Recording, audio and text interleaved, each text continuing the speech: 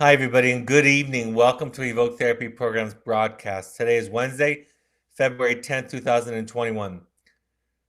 For those of you who are paying attention, watching, listening to the series, we're to chapter one. We've made it through the forward of the journey of the heroic parent, and now we're into chapter one. You know what you might not know if you haven't written a book is that you forget what you wrote or what you kept in. And so going back to it and reading this chapter, I was actually impressed, and I noticed that it laid out broadly some of the principles that I talked about in the second book, especially in chapters 1 and 2 of the second book, and was glad to find them there. The title of chapter one is Finding Oneself Through Parenting.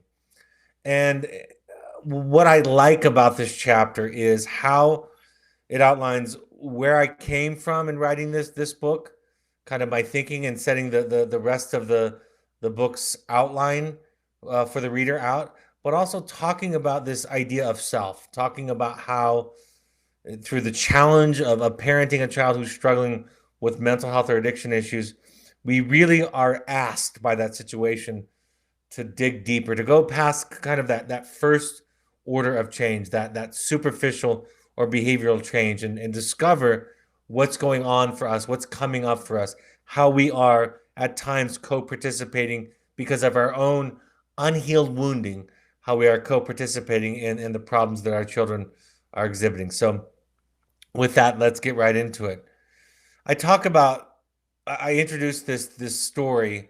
Really, what was happening was I think at this point I had considered strongly writing a book, but I hadn't really understood kind of what I was going to write that was going to be different and unique. At this point, I think I had thought about this idea that I want to teach people how to think about parenting, um, but I hadn't really understood kind of what I had that I could bring to bear that was anything unique about this story. And then this happened in my life. I start off in chapter one with this story. In 2010, I say I'd come to a crossroads in my life. A thin filament held my marriage together. My wife and I had separated in late May, and I was considering whether to file divorce or traverse the difficult, painful path of reconciliation.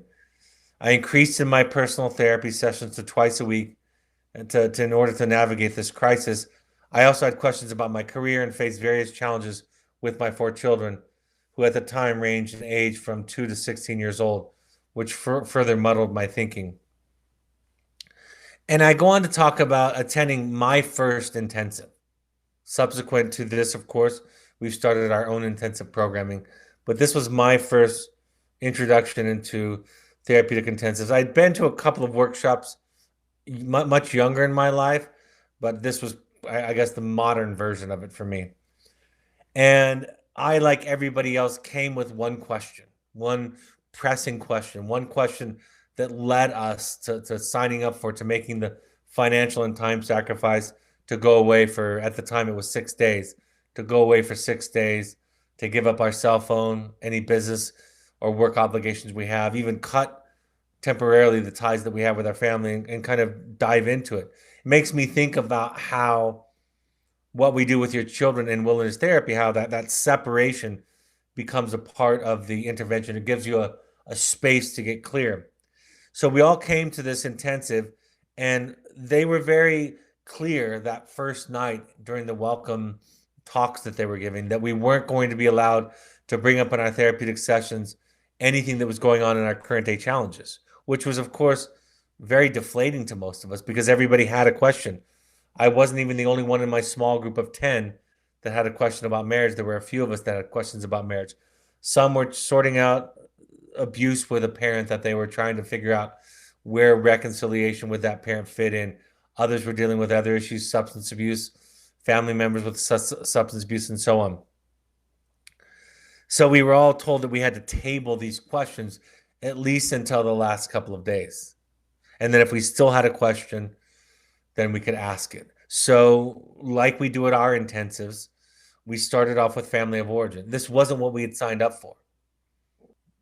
We didn't know that we were going to talk about our childhoods, but we did. And after starting for a couple of days, we kind of settled into the work. And I eventually shared my own family of origin drama. Excuse me. And I was able to, like we talk about at our intensives, some of the most valuable learning that happens is you get to watch other people work.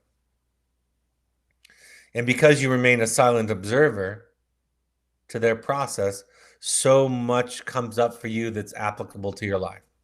So I watched 9 other folks tell the story of their family of origin. I told the story of my family of origin. By the way, in this particular program, you weren't allowed to talk about what you did for a living. It was one of the rules that kept you, they said, authentic and present as your whole self. Excuse me, I'm going to cough, Malia. Sorry about that. Just a tickle. And so we sat through and watched that. After all of this, it was a very rich and deep and powerful process. My own personal experience, not only did it bring up things and feelings that I had covered in my therapy, but it brought them up vividly and rich in a rich fashion. I was able to kind of feel what it was like to be that 8-year-old boy back in my family of origin. So we finished that work and then we all had a question. And I remember still knowing my question, which is what should I do? What do I want to do? What am I going to do with my marriage? The facilitator took a whiteboard and basically wrote the numbers 1 through 10. There were 10 of us in the group, and she said, go and sign up on the board. And I was close to the board and rushed up quickly, and I picked number 5. I thought that was a safe place. I wanted to see a few people go, but I didn't want to wait until the end. And then we sat through the first person asking their question, and the facilitator set up role plays and experiences to kind of highlight the person's dilemma and where they might find resources and solution. And watching that and thinking about it, and then I watched the second person go, and I watched the third person go. And by the time the fourth person went and it was my turn, I realized I had no confusion. I knew what I wanted, but I was just afraid of executing it. I was afraid of losing control. I was afraid of the pain that came from making a decision. Interestingly, and I share this in the second book actually, I didn't decide to stay married or divorce for good that day. In fact, the subsequent days when my wife called and she was very, of course, as you might imagine, curious to hear about my experience, I told her I was on a business trip. I told her I wasn't going to talk about it until I weren't returned from the business trip. I went straight from my intensive to a visit I'd pre-planned in New York for 4 or 5 days. And I said, I don't have the energy. I'm about to walk into an appointment with a psychiatrist friend of mine, and I just don't have the energy to spend talking you through it. And she was, of course, very disappointed and felt like she was being left to hang out to dry and to be anxious. And for the first time, I didn't try to comfort her. I didn't feel like it was my job to make it okay. And I saw echoes of that challenge from my family of origin. I had grown up knowing experientially that it was my job to make everybody happy for everything to be okay. Nobody said that to me. If I were to go back and tell my mother and my brothers that story, they would look at me like I was odd, but that's what I learned from living my story.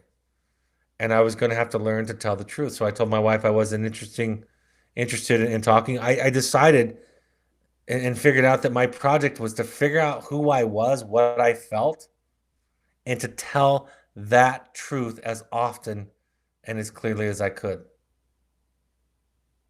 I had no idea that it was going to eventually lead to reconciliation, which it did. In fact, I probably would have bet or guessed it wouldn't.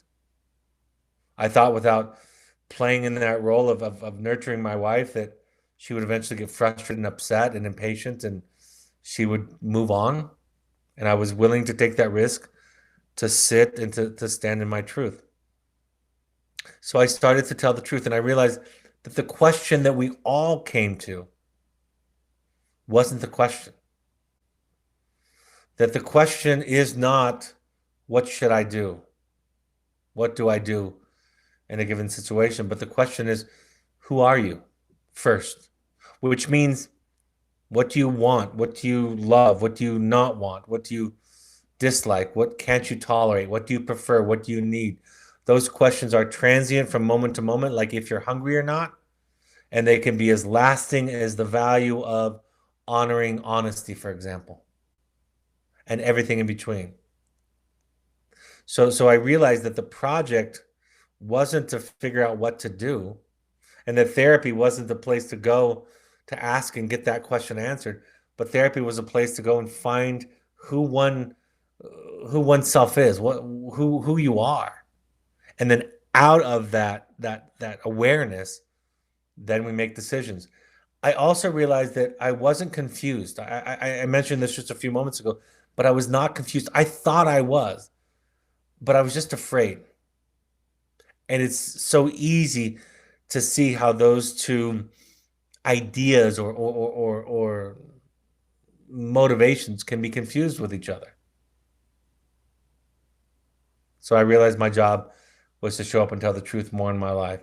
I wouldn't have told you that I was a dishonest person. I wouldn't have identified that way.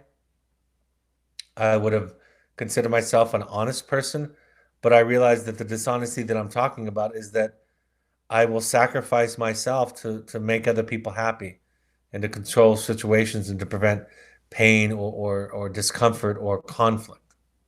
And it's my natural tendency.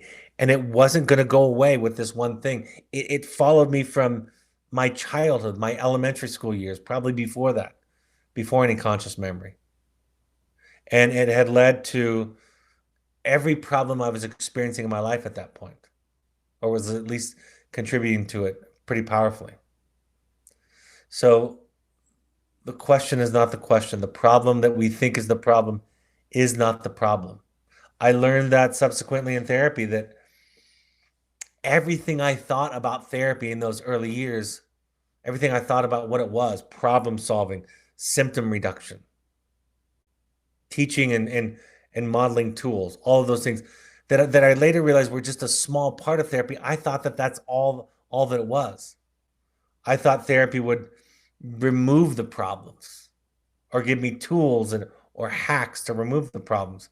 I didn't know that it was just going to give me an awareness of who I really was, and give me, through the experience of sitting with an empathic, supportive, loving, compassionate other, that it was going to give me the courage to fight through the guilt, the shame, and the fear, to express who I really was in my relationships and in life. So we find ourselves, and the truth comes out of that. And you know what I know about that equation, find yourself, find out who you are. I talk about in the book, shifting the question from what do I do to who am I? What's my relationship to my child, and what's my relationship to my child's problems, are kind of the three questions that I learned to substitute for what do I do. I learned that it is complex and nuanced, that we have to choose. We can't win often. We have to choose how to lose. We have to choose the best options from a series of not great options. That there's gray and nuance and subtleties to our decisions, but that this becomes the project. And in finding that project and focusing my energy there, I gained hope, empowerment, and freedom. This was around the time, I can't remember if this intensive program was right before or right after, where I had that discussion with my therapist, saying to her, I'm not suicidal, although it's really dark right now. I fantasized about dying. I don't have a plan, and I don't think I would ever do it, but I fantasize about how dying would solve my problem, because every choice, staying married and continuing along in the same way that was going before, is going to be miserable, and leaving is going to be miserable. There's pain at every exit, if you will, from the prison I found myself in. So I said to her, I fantasized about dying, and she paused and she said to me, I think the mistake that suicidal people make, she said, first of all, the instinct to die is a correct instinct. The instinct to kill yourself, she said, is a correct instinct. And of course, that got my attention because I didn't expect her to say that. She said, but the mistake that people make that are suicidal or attempt suicide, the mistake that they make is they think they need to kill the whole self. When in reality, they just need to kill part of themselves. And when they do, they can be free. And so you need to find out what part of yourself you need to kill.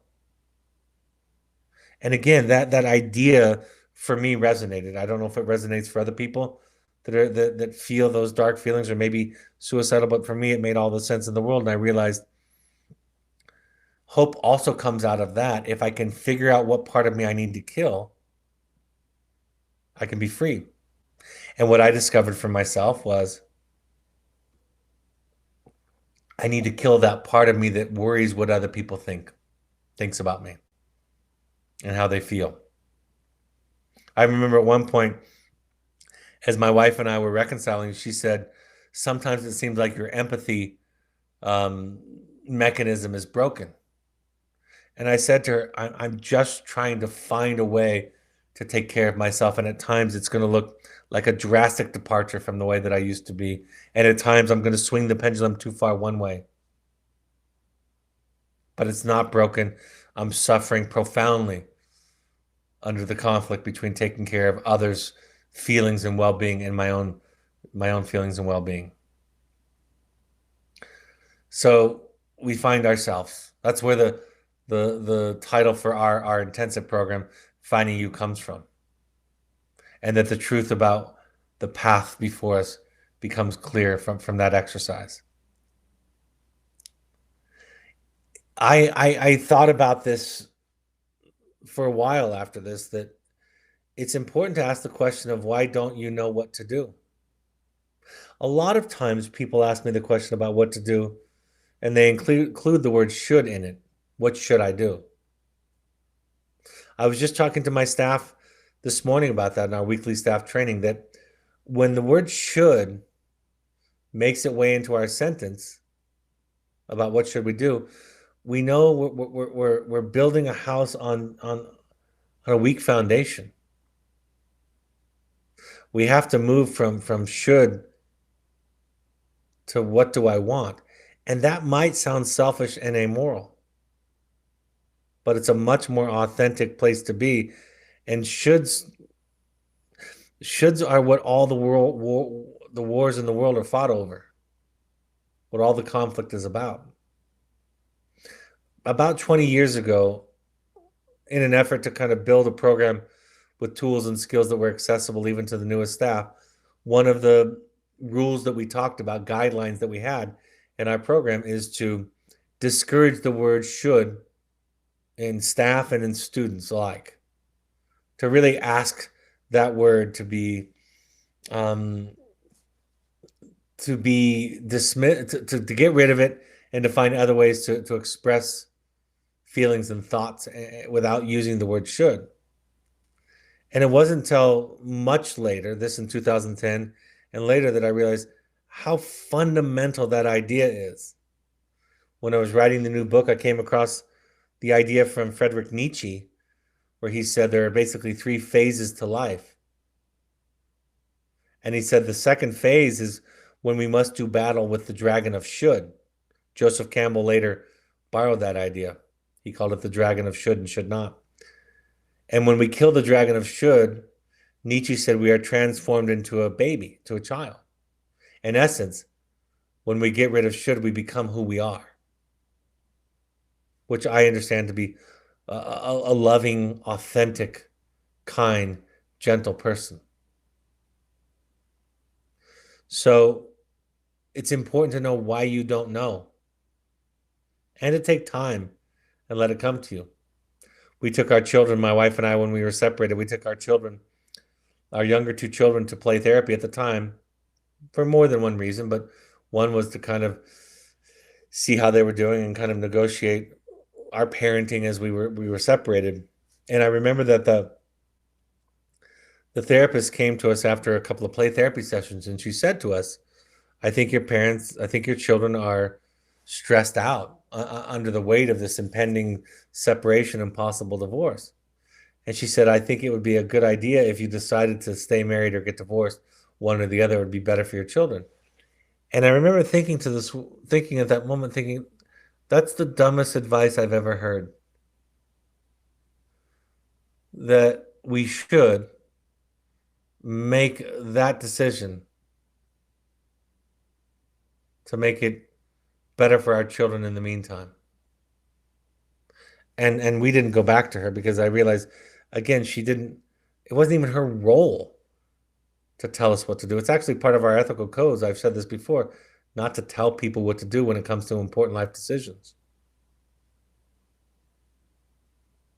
And again, the solution, the decision to stay together came to the both of us as we rediscovered a new kind of relationship with each other, as we killed the old relationship, what we call marriage 1.0, and developed what we call now marriage 2.0. So knowing why you don't have the answer is interesting. Is it fear? Is it about control? Is it guilt? I talk about constantly that unless you're doing battle with guilt, I don't think you're growing. I haven't met somebody who hasn't had to battle guilt in order to grow and evolve and become a more moral, wiser, authentic, inspired, enlightened person. Why don't you know the answer to the question? And it's valuable and important to lean into that and to spend time with that. Shame, fear. I put ignorance on there because it's usually not ignorance. We usually think that there's a lack of information. Some psychologists call that a kind of pseudo-stupidity. It looks like ignorance, but it's an emotional deficit. I can't tell you in public spaces, just listening to people talk, the internet is giving us access to a lot of voices, how often people mistake this idea that they think that there's a lack of information. Everybody's kind of interpreting people's behaviors and others based on information, and they think that they can solve it with information. Of course, education helps, information helps, but it's not the great barrier. It's almost always, in these kinds of situations, an emotional barrier. We have to realize at some point through therapy, and that's what our parents realize when they do their work, we have to come to terms with the fact that the problem is not what you thought it was. But there's hope and empowerment that comes with that. And because the problem changes, the solution changes. I say it this way, I'm going to choose these words very, very clearly. You are not the problem. You are your problem. You're not the problem. And your life's work is to work on you, to heal, to become aware, to understand, like I said, who you are, what you want, what you value, what you're afraid of, what your shame, what your guilt is like, all the stuff that's getting in the way of your most authentic, wisest self, your healthiest self, how that plays into the relationships in your life, and to work on that. And that's a life's work. I came up with something today that I thought might be a way of illustrating this. I have 2 slides back to back. Never drawn this before. But in our staff training, I thought I talked to the staff and I thought this might be helpful. Here's the model. First, we kind of figure out who we are, the self. The title of this chapter is Finding the Self Through Parenting. So we want to go to the end about what are the rules and the consequences, right? But this book asks you to go back to the beginning. So we start with what the self is, what you are, who you are. Who am I? This is the sum total of me, the good, bad, and the ugly. My limitations, my skills, my deficits, my wounds, my resources. It's everything. From there, we start to kind of identify who we are in terms of what I believe, what I prefer, what I want, what I value, what I love, what I like, what I hate, my capacity. Anything that starts with an I statement, I want, I believe, I hope, I like, I'm tired, I'm hungry, I want to become a film director, I want to stay married, I want to get divorced, I value honesty, whatever it is, it's I, right? What we want, what we think. And then out of that, you get clear about your boundaries. This is what I will and what I won't do, or I can and I can't do. And important in this third bubble is we learn to own ourselves. See, that's the thing that's unique about this. I'll talk about that when I show the next slide, is we own it. This is what I can and can't do. This is what I'm willing to do or I'm not willing to do. And then out of that comes the rules and the consequences. So when you ask me or a therapist or a parent coach, what should I do? There's no context for that, right? And this is the context. Who are you? What do you value? What do you believe? What do you want? What are your boundaries? What are you willing to do, not willing to do? Willing to support, not willing to support? And then what are the rules and the consequences? This next slide, I think, is where it gets magic. Most of the challenge in this work is recognizing, coming to an understanding that we're not really even considering the self. We don't even ask that question. We don't even think that's part of the equation. We don't think about our values. We just think about the way things are. This is the truth. The parent that said in a session I shared in one of my books that said, these are our family values. And the son said, they're not our family values. They're your values, your parent values. And I turned to the parents and I said, I think he's got a good point. They aren't his values yet, and they may never be. We just want to talk about the truth. We think that's a firmer ground to stand on. We think that's unassailable. We think that can be defended. We think that can be proven.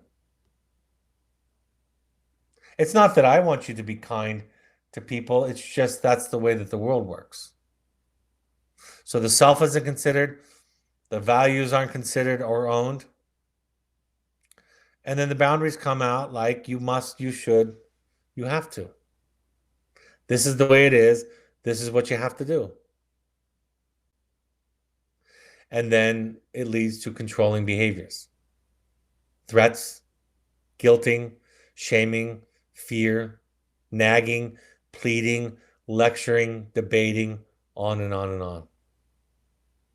So for those of you watching, and I know most of the listeners of this broadcast aren't watching, I'm actually happy to send the slides to anybody who wants them. The model that this book talks about, that this chapter sets up, is that we might start, the entry point might be, what do I do? But to answer that question, we have to go back through this process of discovering who we are, what we want, what our values are, what we like, what we don't like. Our boundaries come out of that. This is what I will or won't do, what I can or can't support. And then here are the rules and the consequences. But most people skip the first two steps and want to go to the end, and it doesn't really work that way.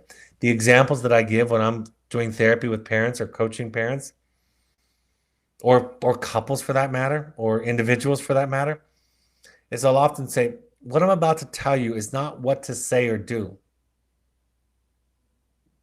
You know, what should I say to my husband? What should I say to my ex-husband? What should I say to my child? What should I say to my mom? Whatever it is. I'll say, well, I don't know what you should do, first of all, but this is what it would sound like if you were operating from a place of a healthy, differentiated, and clear self, based on what we've talked about. You would say things like, this is what I'm willing to do, and if you cross this line, this is going to be my reaction or the consequences. Mom, I won't answer your phone call anymore. I gave that example today. I won't answer the phone anymore if you keep giving me advice about raising my children. I know that's your view of a mother's role, but I can't tolerate it. It doesn't work for me. You say to your spouse, you can drink if you want. but I can't be in a house with alcoholism and this kind of behavior. I'm not going to try to stop you, but I can tell you that I can't do this anymore.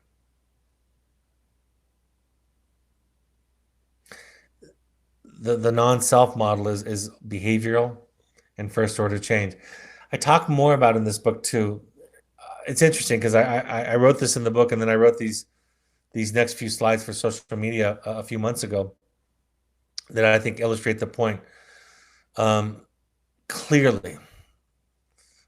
I'm going to read these slides to you. We know these two things about mental health and about parenting. We know these two things.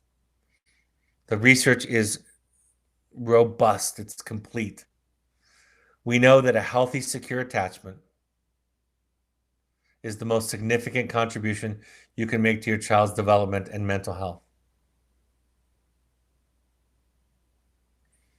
A healthy, secure attachment is the most significant contribution you can make to your child's mental health. It creates resilience more than everything else, any other factor. That's the first thing we know. The second thing we know is that the best predictor of your ability to provide a healthy and secure attachment is how much you have made sense out of your own childhood, how much you know yourself. Doesn't mean you're healed or perfect, but how aware you are of what you bring to bear in a relationship. Your anxieties, your fears, your strengths, your weaknesses, your mental illness, your dents, your bruises, your blind spots. Knowing all those things improves them all and sets a path for you to work on them, but don't think you have to be finished with them, but how well you know yourself. But this next slide is what's the most, well, let me define a secure attachment first. What a secure attachment is, and then I'll go to the third slide. A healthy or secure attachment is defined by these two things: providing the child a sense of safety and security, number one. And number two, the child, their feelings and their inner world is felt and welcomed by the parent. That's a secure attachment. But I think here's the magic thing, the thing that blows my mind. The quality of your childhood does not predict whether you can provide a healthy attachment for your child. So if your response to this slide about the best predictor of your ability to provide a healthy attachment is how much you have made sense out of your own childhood, or we ask you to go to work, we ask you to go to Al-Anon, we ask you to go to Coda. If your response is you had a pretty good childhood, my first thought that I don't really say out loud is it's not as good as you think. Probably. But even if it is, doesn't matter. How good your childhood doesn't predict anything. Doesn't predict it statistically speaking. The research shows this. You can have a relatively good childhood, but if you haven't done the work to sort it out, you'll be limited in your ability to parent. So what's the implication of all of this? Do your work. And what is your work? Discovering, like Alice Miller says, the unique history of your childhood, unraveling it. I know I say this as a joke, and I mean it playfully, and I also mean it absolutely seriously. That when people come to me and say I had a good childhood, my response is therapy can fix that. You have to look critically at your childhood. And your aversion to look critically, by the way, is most likely because you were taught that if you did, that you were going to remain in a victim stance and be a blamer and be a victim your whole life. It's just not true. The real reason why most everybody that I've ever met has resistance to looking at their childhood is because they've received that message from parents and they're carrying their defenses of their parents on their shoulders. Because there was an idea in the family that the parents have to be good and the one's not at fault. And the child internalizes that and brings that with them into adulthood and says, don't look backwards. Don't look at your childhood. Don't be a victim. Get over it. Why at 40 years old are you looking at something that happened when you were 8? Get over it. Folks, the research doesn't show that. That's a lie. And that is simply the child taking on the parent's fragile ego because the parent couldn't carry it themselves. So the child is asked to carry it. Here's the quote from Siegel and Hartzell, also in this first chapter, that says it clearly. If you want research, this is from the book Parenting from the Inside Out. It's clear and robust by the most prominent psychiatrist in the United States right now, Daniel Siegel, and Mary Hartzell is a social worker that he co-wrote the book with. They say research in the field of child development has demonstrated that a child's security of attachment to parents is very strongly connected to the parent's understanding of their own early life experiences. As a parent, making sense of your life is important because it supports your ability to provide emotionally connecting and flexible relationships with your children. And they say it kind of lightly because when I go to attachment conferences and they have speakers from countries all over the world, it's the same thing over and over and over and over again. Never varies. Never seen a study that doesn't show the relationship between a parent's awareness, discovery of their own child. Alice Miller, who didn't have the benefit of research, who wrote the most important book in child development I've ever read, The Drama of the Gifted Child, says it on page 1. We have only one enduring weapon in our battle against mental illness, and that is the discovery of the unique emotional history of our childhood. So you do your work. That's the implication. Your child may be at a VOC or a therapeutic boarding school, may not even be at one of the programs. So that decision is made, whatever it is, and then you do your work. The work is the same anyway. The work is the same preventatively. The work is the same if you have no children in treatment. The work is the same for your marriage. The work is the same for your friendships. If you're going to be a boss at work, if you're going to be an employee at work, if you're going to be a citizen, if you're going to participate in the political world, the community world, it's always the same thing. Do your work. Look at your childhood. Look at your parents and the messages of your family of origin critically. Look at the culture that you grew up. Look at the education system that you grew up. Look at how your teachers and your peers responded to you. Look at your early context and how it shaped you, for better and for worse. Unravel, unpack, and understand that. And that will give you, as Siegel and Hartzell suggest, flexibility. You'll be able to choose. They call it response flexibility. You'll be able to choose in moments of crisis and difficulty how to respond instead of responding from what we would call a trauma response, or at least from an unconscious place.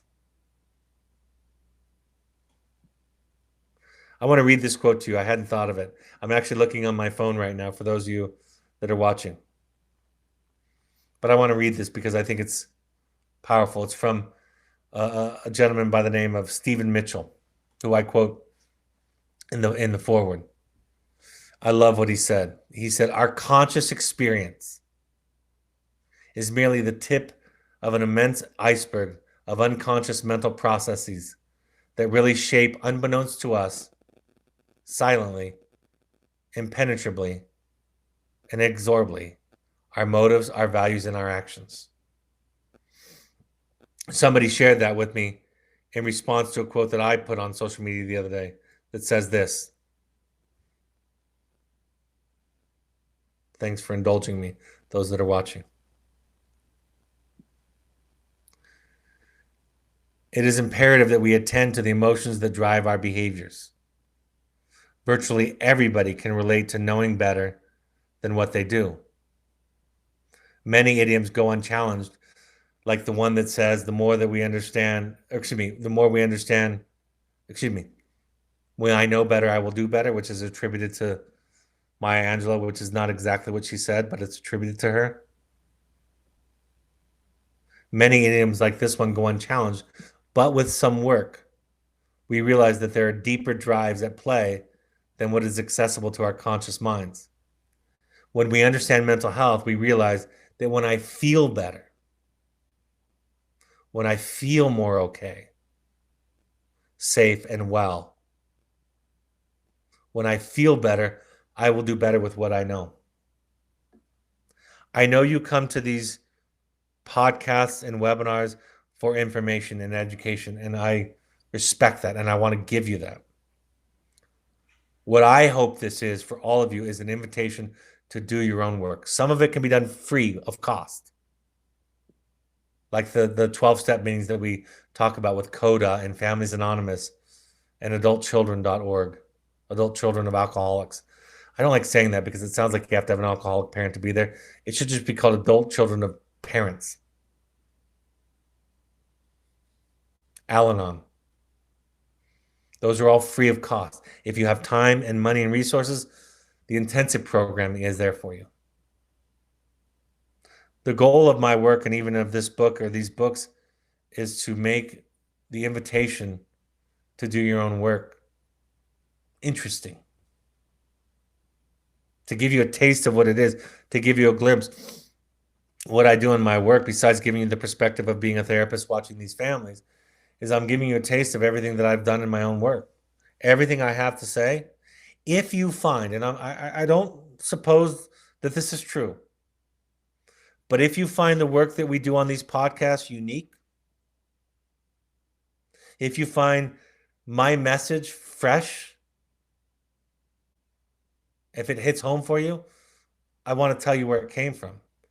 It came from doing my work.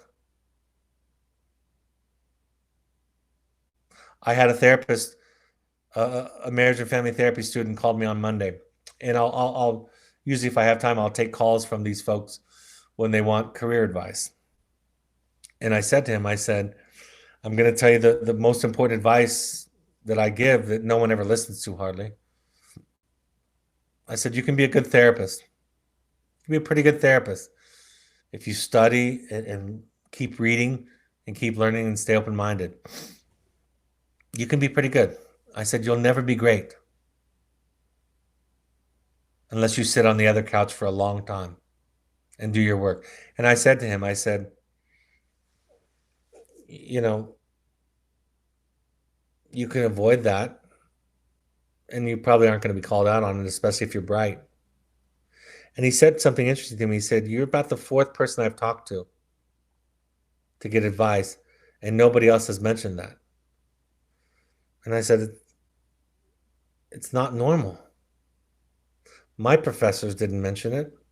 I even remember, I was telling my wife last night, one of my professors said, sometimes you have to stop going to therapy and live your life. That's like, that doesn't even make sense. Do you stop going to the doctor and live your life? Do you stop going to the gym and live your life? Do you stop going to school or learning or listening to intelligent people talk about interesting topics and live your life? Therapy is a recentering place. Therapy is maintenance.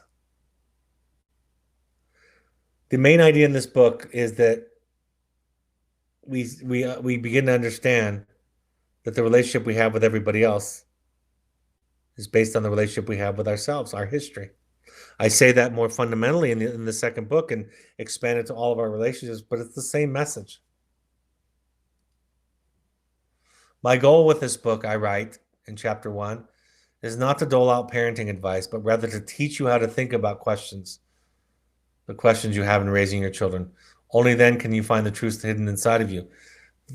The expertise of the therapist is not in giving you advice or skills or tools.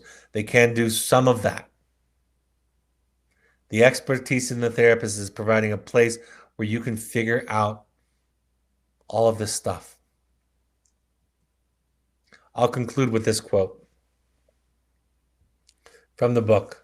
I think it's how the first chapter ends. Joseph Campbell, the renowned philosopher and scholar, observed that the world's myths share a core pattern he called the hero's journey. If you've listened to me at all, you know I'm a fan. It describes the plight of humankind and can be found in epic stories, religions, and the lives of every person. There are 3 major chapters in this journey: the separation, the initiation, and the return. First, in order to enter the stage of separation, the hero must heed the call to adventure. He must leave what he knows and travel into the darkness of the unknown to undergo his own personal quest. This journey provides him with the lessons he needs in his life. Raising children struggling with mental health issues, addictions, and even the normal angst of growing up can be scary and confusing for a parent. We are asked to look into the dark places within ourselves and confront and make peace with our fears. We are asked to let go of what has made us feel safe and secure and embrace some things that may cause us pain. Our children are not the only ones experiencing initiation. At times, they provide the call for you. Their mental health is your call. Their struggle is your call.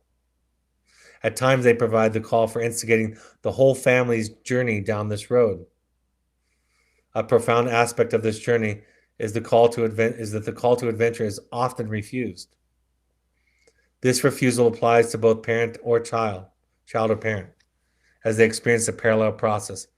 I hope as you answer the call that this book might serve as a tool for you on your journey to find the answers that are hidden inside of you. Anyone listening to my voice, watching this video, I just end with this. Find a good therapist. Find a good group and go and unravel yourself. Make that your project. I talk about it in subsequent chapters, but it's really important for children that the project be changed.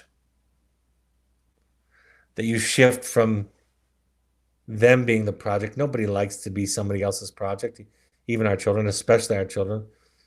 That you shift the project from fixing them to fixing you. And as you do this work and as you fix you, unravel you, know yourself, the boundaries get clear. You'll still have to walk through fear and shame and guilt, but the boundaries get clear. Your denial will fade and you'll realize that you're just scared and insecure and struggling like everybody else, like I am. Like every psychologist who's tried to give you advice who doesn't do their work. Every parent educator and self-help expert who implies that they've got it figured out or they've arrived. Being a person is a mess. Being a parent is terrible and beautiful. And there's no way, I don't think, to learn some of the lessons about ourselves that parenting can teach us. It's really hard. And struggling children are asking something of you more. They're asking you something that children that don't struggle don't ask parents. They're saying to you with their behavior, nowhere near conscious, of course, they're saying to you, what you've given me so far or what you're giving me doesn't work. This version of our life, of our family's life, that you picked the things from your own childhood that you thought were good. You've tried to leave some things behind. It's incomplete. I need more. I need different. You can't do it alone. And in my opinion, there's no shame in it, although we can feel shame. There needn't be any shame in it.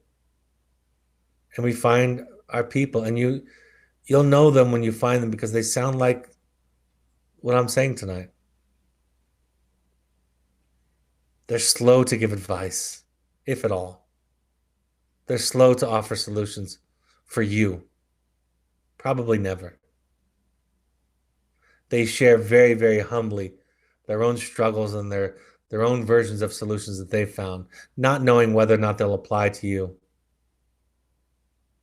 They're patient. They're empathic. They're non-judgmental. They see the mistakes that you've made and they relate to them.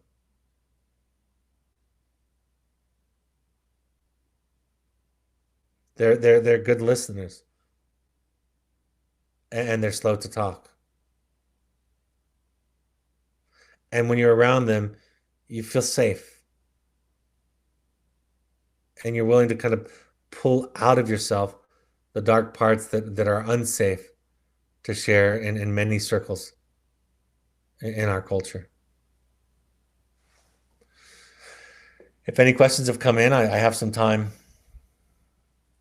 Somebody writes, my husband and I have both been in on and off therapy our whole adult lives. We adopted two children at birth, open adoption, 4 years apart. One attached and the other did not. The one who did not attach had a traumatic in utero and birth experience. I tried to assess this early on, and professionals just told me that they thought what I wanted to hear. My son is currently at Evoke and getting ready to transition to a therapeutic boarding school. Where do we go from here regarding attachment, and how do I begin to understand this in the context of this discussion on attachment? Thank you in advance. Again, when you study attachment, you don't look at things as a simple cause and effect. Your child who did not attach, your child who has the trauma, they need something bigger and different. And so you've got to figure out if and how you can be that for them. I think the person who doesn't do their work comes in kind of with like, here's my template. This is what worked. Parents will say, it worked for this one, but it didn't work for this one. Even I have parents ask me, what about genetics? Or in your example, there are some things that predate you. So you didn't cause the problem. That's not what I'm suggesting. But if you want to be a part of the solution, you do your work. Let me say it to you this way. If you have the unwanted experience of having a child who is suffering with a life-threatening addiction, if you have that in your life, doesn't matter if you caused it, you didn't. You can't control it, you didn't cause it, you can't cure it. But let's just say you have them. For the sake of this discussion, let's say they're adopted. You have to get support because the child can't get better for you. They can't. Your children can't get better for you. On top of whatever traumas or mental illness or genetics that they were handed, things over which you had no control, they can't carry your serenity on their shoulders. So you go and you get what you need somewhere else so that when you're with the vulnerable child, you're there for them and not vice versa. That's the answer. You're going to need to go to places where people know about adoption, where people can support you. Al-Anon, CODA, those places can help also. Good therapy can help you. But you go somewhere else to get your needs taken care of. Because if you don't, and you don't know that that's the job, your job, when you interact with your child around their struggles, it will be implied in your every interaction that their difficulties, struggles, pain, acting out, mental illness is something that they need to fix so you feel okay, so you can sleep at night, so you can rest because you love them so much. And that dynamic and burden will add to the trauma. And in situations where you have a child struggling with a life-threatening addiction or somebody like that just shared, where you have a child that is experiencing trauma that you have no control over and predated you, or so your child could get abused at school or at the, at camp or whatever, had nothing to do with you. If they have to get better, and that gets implied because you come to them crying and telling them how much you love them and how much you worry and how much you care for them and want them to get better, the child will carry that as a crushing weight on their shoulders. So you go somewhere else as much as you need. Yoga, friend groups, meditation, support groups, 12-step groups, therapy, whatever it is. You go to those places and you fill up. So when you're with them, you have something to give. Because if you don't fill up somewhere else, you will show up on an empty stomach and you will invariably and absolutely be taking from them. Somebody writes, great webinar, Brad. I regularly think back on the family intensive that we did with you to understand my family of origin issues and the impact my childhood still has on my life. Thank you for the refresher and for the tools. You're welcome. Well, I'm not done with my work, so I can offer the suggestion that you do your work with all humility because I still do my work. I still do my intensive and my personal work. Somebody writes, Brad, I look back over my last 45 years of being an adult. If every young adult unpacked their childhood and found their authentic self, living life would be so much easier and enjoyable. I struggle to find myself and unpack my childhood and all the events of my life and the way they played out because I did not know me. I said this. I've said this. Thank you so much. Relating to your comment, uh, you know, I've said many times that if I had escaped childhood knowing that I was okay, and I didn't, but if I had gotten out of childhood knowing that Brad was okay, I could have spent my life learning and giving away gifts of love to the world. I wanted to. I've always wanted to. But because I got out of childhood not knowing what I was okay, so many of my interactions professionally, even therapeutically, served to make me feel okay. And it wasn't until my separation 2010 when everything came crashing down when I realized I have to give up on being good that I realized that I have to change the project to just being me. And you know what came of that? When I broke the rules and did what I wasn't supposed to and my whole life seemed a disaster. When I started to build it back up again, I was able to love more. I say this especially in the second book, like when you realize and accept the fact that you're the devil, you're free.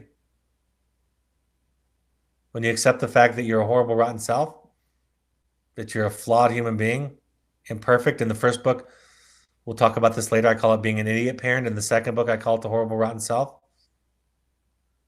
When you accept that you're a disaster, you're just free to love. Because then your interactions don't go to serve filling yourself up and feeling okay and feeling good because you've given up on it. It is liberating. All right. Both the books, The Journey of the Heroic Parent and The Audacity to Be You, are on Amazon. I know people don't like Amazon these days, but for a small bookseller like myself, it's the only way to get the book out there. So I would be happy to sell wholesale to anybody, any small bookstore that wants to buy it, but they don't. And the audiobook for The Audacity to Be You is my voice. If you want to do a deep dive into your own work, you can do an in-person or even an online intensive. In-person intensives, the one in February is full, of course. We have openings in March 17th. I'll be running that one. And then online, March 24th. So online is a way to do it if finances are a little tight or time away from work or travel is a little tight. Same experience. I was blown away when we started doing these during the pandemic that so much could be realized in those. The in-person Finding You Too is May 12th through 16th. Any questions, write intensives@evoketherapy.com or give us a call. Pursuits Adventure Trips are adventure trips anywhere from 3 to 30 days for families or young adults. Think therapy light or sober fun. So we have support groups for wilderness clients and alumni and intensives alumni. For the next wilderness support groups tomorrow night at 6:30 p.m. Our therapists rotate in and out of those, so you'll get a new therapist each time. And for our intensives program, the next one is March 9th. We just had one last night, and I got good reports about it. March 9th at 6 p.m. For any questions about our support groups, our Zoom support groups online, contact Malia at evoketherapy.com for more information. Like I said earlier, we ask all current parents to go to 6 of any combination of the support groups that we've listed here. Al-Anon.org, CODA.org, FamiliesAnonymous.org, AdultChildren.org. Go to those websites and they'll have Zoom classes in your local area. And when things open up, you can go in person. RefugeRecovery.org is also a great source for a support group for a little bit less emphasis on a higher power. And then the National Alliance on Mental Illness, NAMI.org, is a great place to go get classes and groups in your local area, your local chapter. All of these broadcasts are available on your favorite podcast app, including Spotify, your iOS or Apple device, or your Android device on SoundCloud. Or you can go to soundcloud.com on your computer and listen there. On Twitter and Instagram, you can find us by searching with the handle @Evoke Therapy, or the Intensives program can be found on Instagram using the handle @Evoke Therapy Intensives. On Facebook, you can find us by searching Evoke Therapy Programs or Evoke Therapy Intensives, and the Evoke Therapy blog has new information. Next week, I'll go back to the Q&A before we go to Chapter 2. So February 17th at 6:30 p.m., we'll be doing a Q&A. Any questions about any topic, anything left over from this, happy to address those. You can also invite any close families and friends. Siblings are welcome to these if you think this would be something that they could benefit from. As always, thank you for and in behalf of the people that you love for your willingness to tune into something like this and do your work. Have a great evening. Thank you for joining me. Take care. I hope this is a helpful point of contact, and I'll talk to you next time. Bye-bye.